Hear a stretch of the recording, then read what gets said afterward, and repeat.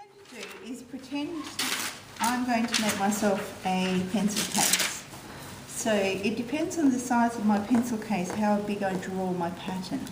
Okay, so say if I want a pencil case about this size, then I'm actually going to draw myself a rectangle, because pencil cases are usually rectangles.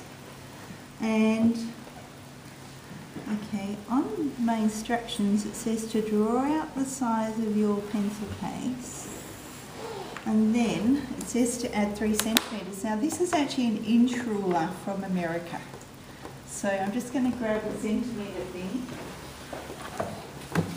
Okay.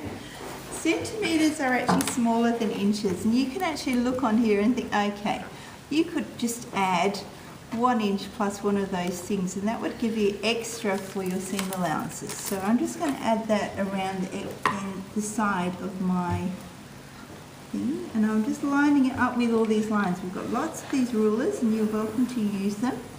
It means then that you don't have to end up with a pencil case that's not straight. It will all be very straight if you use one of these.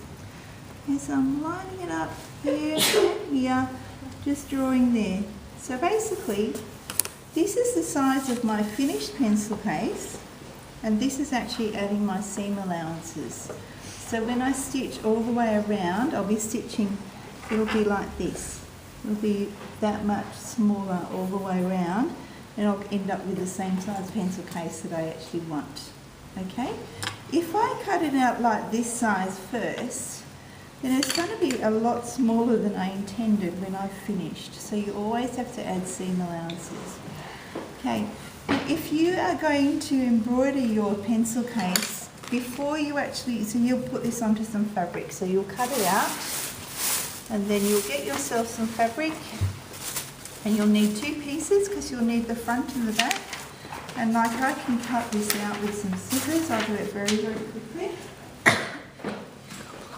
Use paper scissors, of course.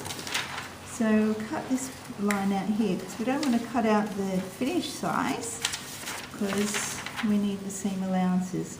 So these holes at the end, I'm just pretending they're not there. Don't need holes in my pencil case. Okay, so that's the size of my actual pattern. So I can turn it over and I don't see any lines. Now, I need 2 pieces because I need a front and a back.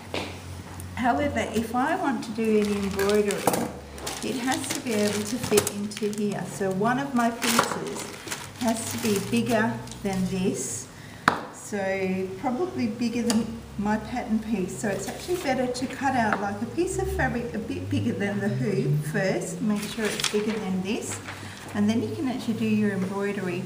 And then once your embroidery is done, you can then you'll have your piece of fabric with the embroidery on it, and you'll place your pattern piece on it to make sure it comes back to the right side.